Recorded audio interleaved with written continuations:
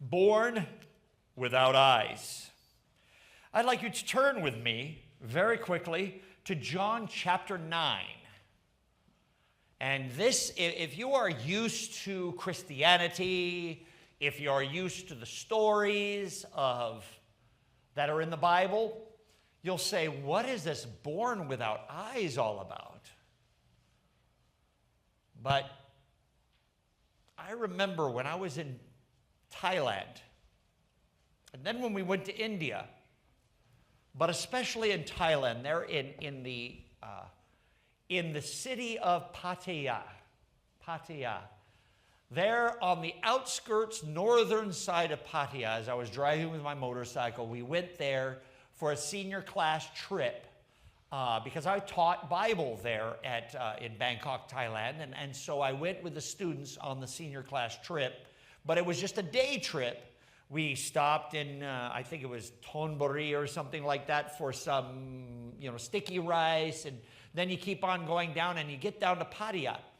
And when we got to Pattaya, we stopped at a blind school, meaning all the children there were born blind. But when I say blind, I mean this. It's a word in Greek that's in English, in the medical condition, it's anophthalmos. Ophthalmos means eye in Greek. An is the negator in the front. It says without. And so you can see it in Greek there, anophthalmos, without eyes, the medical term for the absence of one or both eyes. Both the globe and the ocular tissue are missing from the orbit. This is something, and there, whatever reason, oftentimes I notice that this condition is more prevalent in developing countries. You see that a lot more. But you see the child's face, you see the forehead? See the forehead? It's not too large, but it looks too large. Why? Because the eyes, it's in. Happy child has never seen anything and therefore does not know. This is why there are scans, when a pregnancy is happening, so you can see all the different possibilities, and it's seen very easily in an ultrasound or a scan of whatever kinds. I want you to imagine your child. And I know it's sometimes difficult as a person to imagine.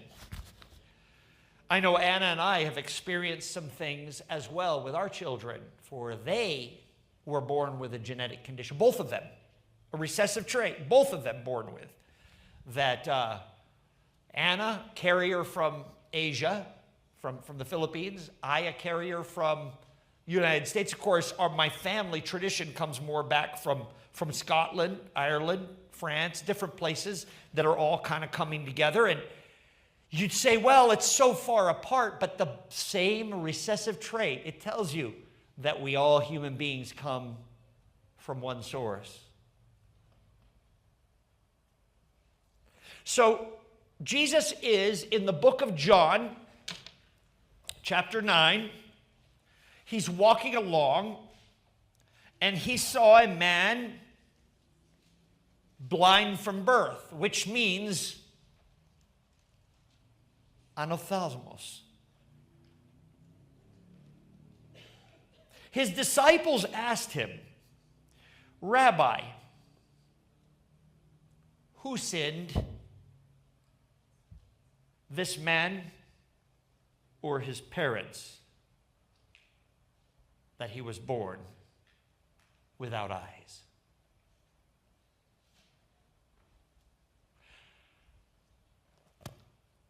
I want you to think a second. You're sitting on the side of the road. You're asking for money.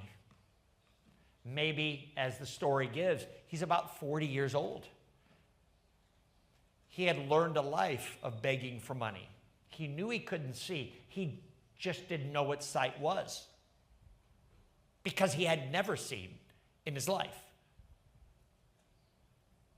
He, I'm sure, hears the question over and over again. How would you feel if you heard that question?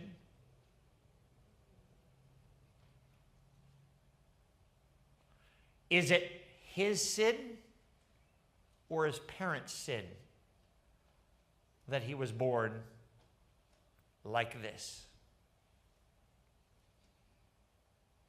I can imagine his mom and dad being in the first century.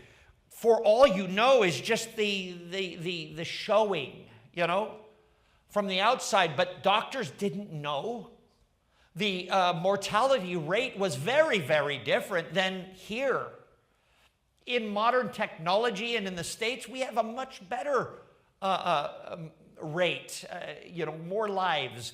If even there's a difficult birth, we can get through it. There's different things that happen that are positive.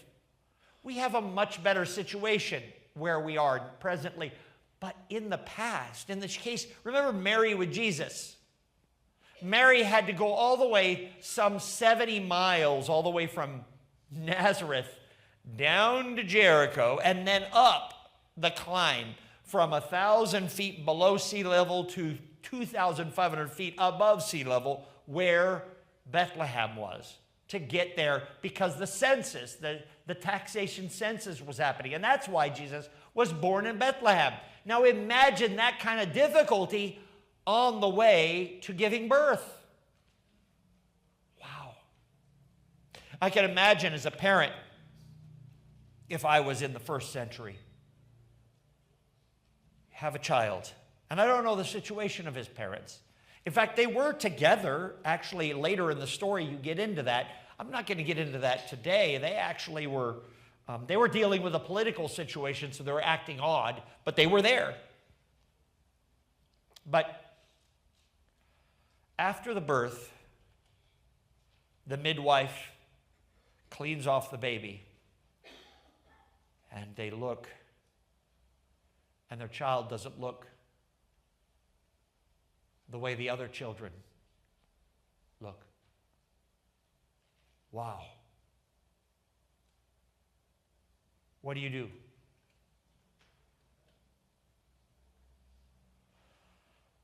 You know, my own son, John, didn't know. We did not know early in life what he was going through. At times, at about 6 or about 1 year old, he got so sick because we were in in Washington, and then Anna gave birth sometime in July. The conference wanted us to be at seminary by June or May, but there was no way we were going to change doctors just before giving birth, right? So I told them, I'm sorry, we're sticking until... So 2 weeks after the birth, of course, Anna got on the donut pillow, and we headed from Washington with Mommy all the way down to California, said hi to Mom and Dad, because Mom and Dad, of course, want to see JD. And then we headed up to seminary. Well, about a year later, it was July, John got intensely sick and no one knew why. And then all of a sudden, it ended. He had high fevers and crying and everything. We didn't know. Until he was about 3.5 to 4 years old, Anna went to the Philippines to help Mommy and Daddy move. And I was, of course, I have to pastor, you know, I can't just be gone for 3 weeks. Anna was between working at one place to another school, so she had the time. Headed to the Philippines with John. He got to know his relatives he had never seen. And you know, in the Philippines, they run all over the place. They have a great time, these kids, man. It's bouncing from one relative to the next. This is how it is, you know. And, but on the day when Anna and John were ready to come back, all of a sudden he got a terrible fever. He started vomiting. And he went to the bathroom, and number one, and it was like a dark color. Immediately, Anna calls me, and I was like in the middle of the night. Anna calls me and says, we're taking him to the kidney center in the Philippines. What? I'm 3 in the morning. Huh? What? Huh? You know, so I was actually supposed to be going to a pastor's meeting the next day. And so I got in the car, went to the meeting, told my administration, and then actually, amazingly, I'm glad we were in Oregon Conference. They just gave me a bunch of money and said, go. And then we'll deal with all of it. Give us receipts and we'll deal with it. And that was a praise the Lord instead of a complicated thing that some places would have done. But I was over there for a month and a half to 2 months in the kidney center with Anna and with John, and we went through all this, and we found out he has a genetic condition called cystinuria. It's a recessive trait. It's that they produce stones, big stones. And when we came back, everybody had their input of how to get rid of the stones. We're Seventh-day Adventists here. Now, I don't know about you. Now, we're in California. It's a little different than across the United States or in other parts of the world, but there'll always be that sweetheart lady that, and I say lady because usually it is a lady, and that will have no makeup on and that only eats like seeds, grass, and you know, I'm sorry, and gives and tells you, well, you know the reason why is because you're drinking too much this and you're eating too much of that, and if you just do this, and it actually was the opposite of what the doctors told us was cystinuria, because everything they were giving was too acidic. But as someone with cystinuria, it has to be alkaline, but it has to, not too alkaline, it has to be in the middle. And if it's too alkaline, you develop stones, big stones. If you're too acidic, develop big stones. It's got to be in the middle. You got to keep your body around 7 pH. You got to test as a child, constantly test. Well, in this process, John lost almost 100% of his right kidney's function, and the left kidney was damaged. And this is normal for a kid with cystinuria. Then we start trying to work it, and it's time in and out of hospitals with nephrostomies, all kinds of things. Vardkas, you know about that, and dealing with it. And then you say, well, what about James? James. At first, Anna and I took a long time to have another child because we said, well, we want to concentrate, make sure he's doing good. James comes along. James, he has it worse than John. Recessive trait. Again, Las Vegas, 25%. There it comes. You know, I wish it was blue eyes like 25%, right? No, it's cystinuria. And that question the disciples ask, you know, this is what we start asking ourselves sometimes. Whose sin is it? Did I do something wrong? Anna and I, what did we do? Have you felt like that in your life? You know, modern technology is aggressively mean to parents in this way because the sin is genetic. Therefore, it is the parent's sin. Be nice to blame John and James. Oh, it's your fault because you thought something. No, it doesn't work like that. Whose fault is it? Anna and I dealt with that. And in fact, fear of death, by the way, is a big thing. And you know, even if you yourself have not experienced a situation where you yourself might die, if your child, because you know, having a child and loving that child and caring about that child, in a way puts you in the same place. You stop caring about the politics and what people say about you at a certain point, right? Everybody comes to you and says, oh, this, oh, that, and you learn to just file it away in triplicate.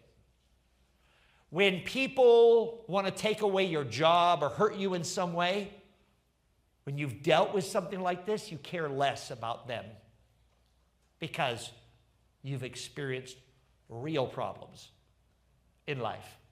You learn to prioritize your stomach for situations. But those who are academic always want to be academic. And we Christians sometimes are a bit academic. And we ask the same question. So whose sin, John Aitken, was it that your children were born with cystinuria? Was it their sin? Maybe they thought something in the womb. That's kind of very spiritual. Actually, in the ancient world, there was that. Like a predestination thing. What if they're going to be a bad person? Well, God punishes them beforehand. You've heard those things, right? Maybe you haven't. Well, that existed back then. Very Greek theology. Ancient Greek and Babylonian theology. Then there's the other one, which is, it's your fault, John. And it's Anna's fault, John, because you both are carriers of this genetic condition.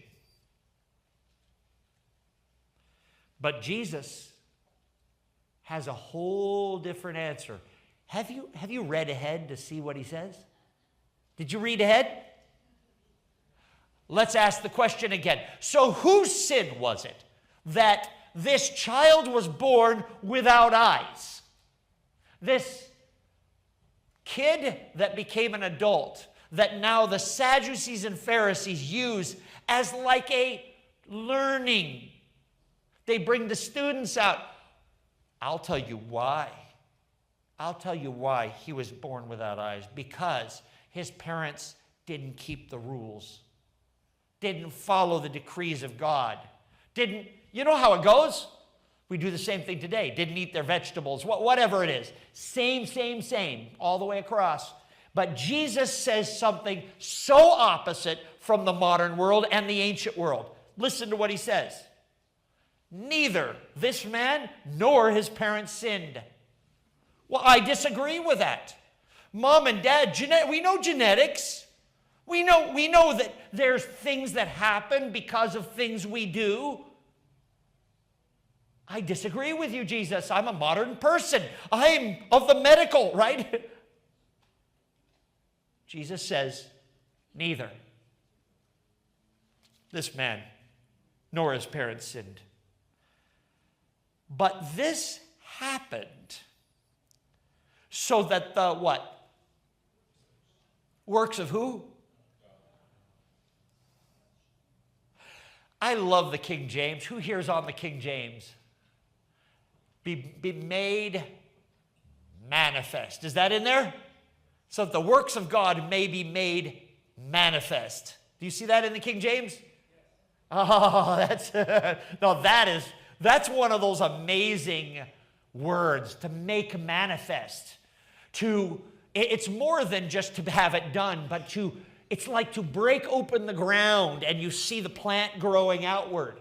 That's how it is in the original Greek. So that the works of God may be made seen in the darkness of this world. When you see and you love your children and yet something is happening. They're making decisions you don't like. And you say, God, what did I do or what are they doing? Neither is at fault. Allow the works of God to be made manifest in their life. Don't raise your hand, but do you have children you love so much, but yet you wish they made better decisions? Have you been there? Maybe there's someone you love. Maybe they're a spouse. Maybe it's a friend you have. Maybe they make bad decisions and you know it. And the first thing we want to do is say, stop it, which of course is true. Stop doing the wrong things. I mean, let's face it, okay? If you want to make better decisions and you're always drinking alcohol, right? So if someone's an alcoholic that you love, it's going to be really hard for them to make good decisions, because there is one thing the alcohol does, and it goes right here, right? So instead of, though, yelling at them, instead, Jesus says, God, make manifest your power in their life. It's totally different than what we say to do, right?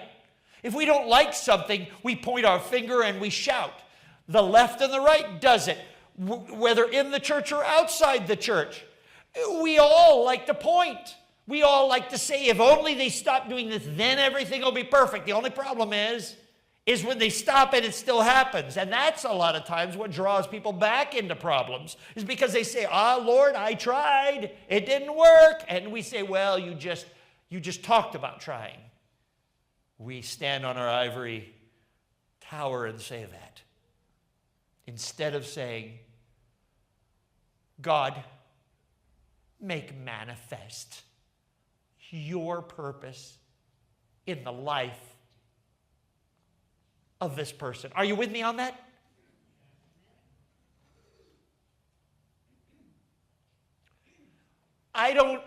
Let's just say, if I don't even know the story of what is about to happen, I can understand a lot. But an amazing thing happens. Let's read here. He says, neither this man nor his parents sinned, Jesus said, but this happened so that the works of God might be made displayed or made manifest in him. As long as it is day, we must do the works of him who sent me. Night is coming when no one can work. While I am in the world, Jesus says, what? I am the light of the world. Now, did you ever think about this? This guy didn't even know what light means. When he only knows light by feeling heat on the face, right? Oh, it's bright outside and you can feel it. And by the way, when you don't have eyes, your feeling works a lot better, and your hearing, your taste. In fact, did you know that if you close your eyes and if your senses are powerful, if someone is standing next to you, you can feel it. It's an aura. You can feel the warmth. Jesus says, I am the light of the world. He doesn't even know what light means. Really.